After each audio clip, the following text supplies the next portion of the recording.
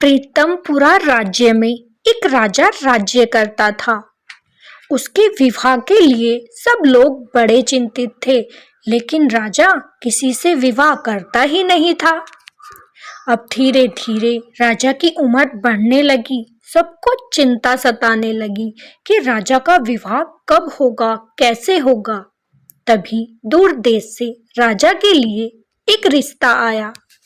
राजा भी उस रिश्ते के लिए मान गया और बारात लेकर उस देश चल दिया।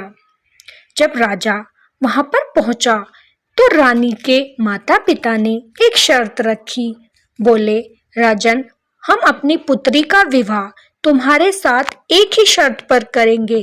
अगर आप जब तक हमारी पुत्री को अपने घर नहीं ले जाते तब तक उसे घूंघट में ही रहने दें, उसका मुख ना देखें। राजा इस बात के लिए मान गया और खुशी खुशी घूंघट में ही रानी से विवाह कर लिया। अब कुछ दिन बाद वहां से बारात वापस अपने राज्य आने लगी। रास्ता बहुत लंबा था, इसीलिए उन्हें रात हो गई और इसी कारणवश उन्हें एक जंगल में रुकना पड़ा।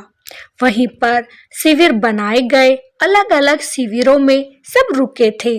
राजा अपने शिविर में था और रानी कुछ दासियों के साथ अपने शिविर में रुकी थी। उसी रात भयानक आंधी तूफान आ गया और एक पेड़ रानी की सोने की पालकी के ऊपर जाकर गिर पड़ा। इससे पूरी पालकी टूट गई। जब सुबह हुई सब जाने के लिए तैयार हुए, लेकिन सैनिक बोले, राजा साहब, अनर्थ हो गया। पालकी पूरी तरीके से टूट चुकी है, अब रानी कैसे जाएगी। राजा को चिंता सताने लगी कि मेरी रानी बिना सोने की पालकी के मेरे राज्य में जाएगी, ऐसा कभी ना होगा। इस पालकी को तैयार करवाया जाए। लेकिन उसी वक्त एक विपदा और आन पड़ी। एक दासी रोते रोते राजा के पास आई और बोली, राजा साहब, अनर्थ हो गया। अब राजा चिंता में पड़ गया कि एक विपदा से हल नहीं निकला तो ये दूसरी विपदा क्या आन पड़ी। उसने पूछा, क्या हुआ दासी, तुम इतनी चिंतित क्यों हो। तब दासी बोली, राजा साहब, रानी का कोई अता पता नहीं है, वो अपने शिविर में नहीं है। राजा ने कहा, क्यों, तुम सब तो उन्हीं के साथ थी, फिर रानी कहाँ जा सकती है। दासी बेचारी बोली, हम तो बाहर पहरा दे रहे थे, वो अंदर तैयार हो रही थी, जब जाकर देखा तो रानी शिविर में नहीं थी। राजा को बड़ी चिंता हुई। इतने दिन बाद विवाह हुआ और रानी का कोई अता पता नहीं।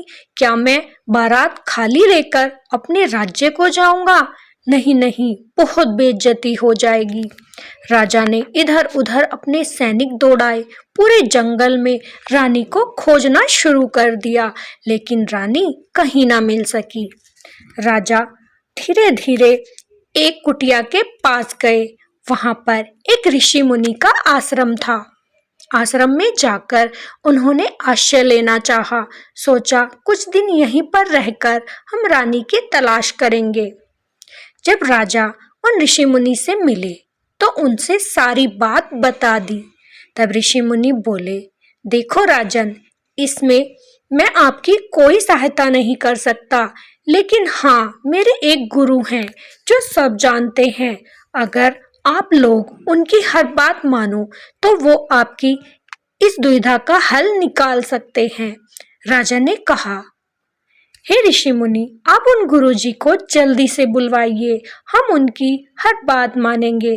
आप उन्हें जल्दी से यहाँ पर बुलवा लीजिए। ऋषि मुनि ने आंखें बंद की और मन ही मन उनके पास उपदेश भेज दिया। उधर गुरुजी सुबह सुबह आश्रम में आ गए। सबने उन्हें प्रणाम किया और अपनी दुविधा बताने से पहले ही गुरुजी ने सारी बात बता दी। वो बोले, राजन, तुम्हारी रानी क्या भाग गई है?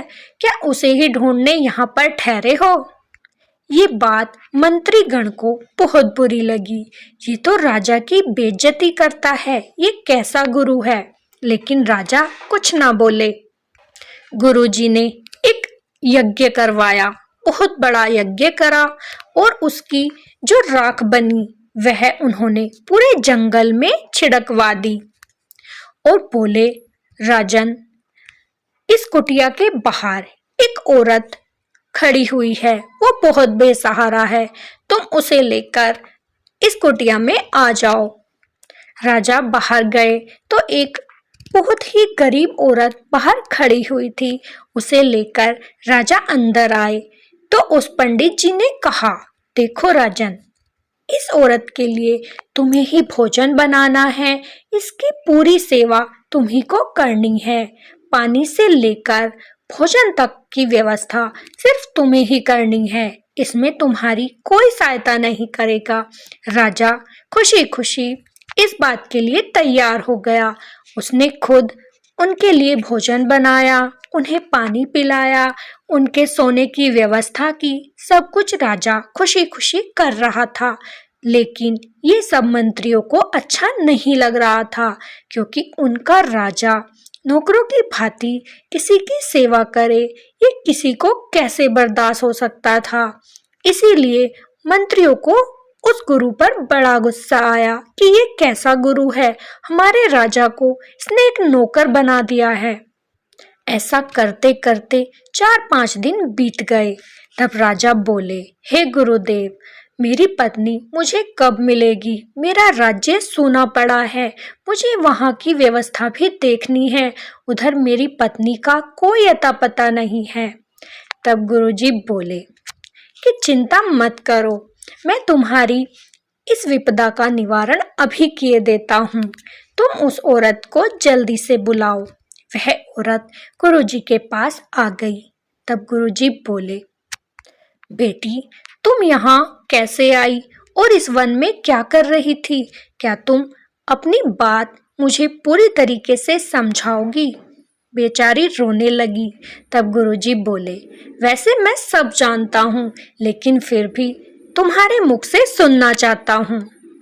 वह औरत रोने लगी और बोली, हे गुरुजी, मैं इस राज्य के राजा की पुत्री हूँ, मेरा विवाह पास के ही राज्य के एक राजा के साथ हुआ था, लेकिन मेरी दासी ने मुझे पागल बना दिया और मेरे जैसे वस्त्र पहनकर वह रानी बन गई और मुझे अपने कुछ लोगों से उठवा दिया और मैं जंगल में पड़ी रही।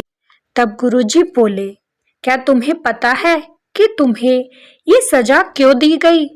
तब रानी बोली, नहीं गुरुजी, मैं इस बारे में कुछ नहीं जानती कि मेरी दासी ने मेरे साथ ऐसा क्यों किया।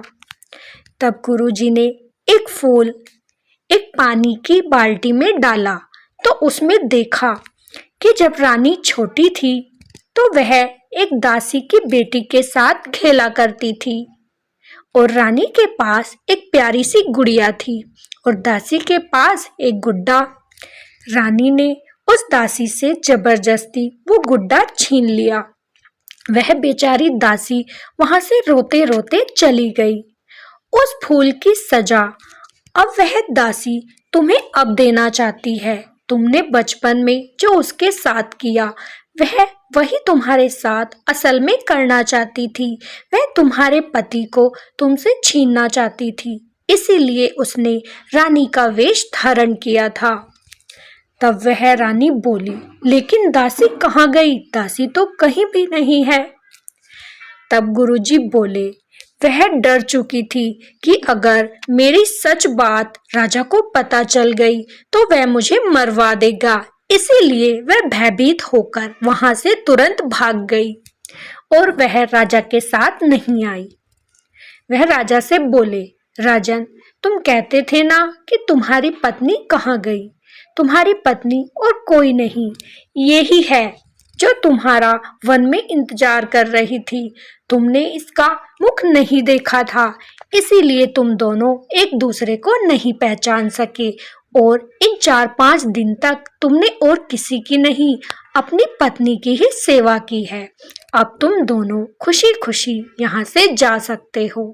सबने गुरुजी को प्रणाम किया और गुरुजी अंतर्ध्यान हो गए आप लोगों को ये कहानी कैसी लगी कमेंट में जरूर बताइएगा। अगर अच्छी लगी हो तो एक लाइक और चैनल को सब्सक्राइब जरूर कीजिएगा। फिर मिलेंगे ऐसी ही प्यारी प्यारी कहानियों के साथ। तब तक के लिए राधे राधे।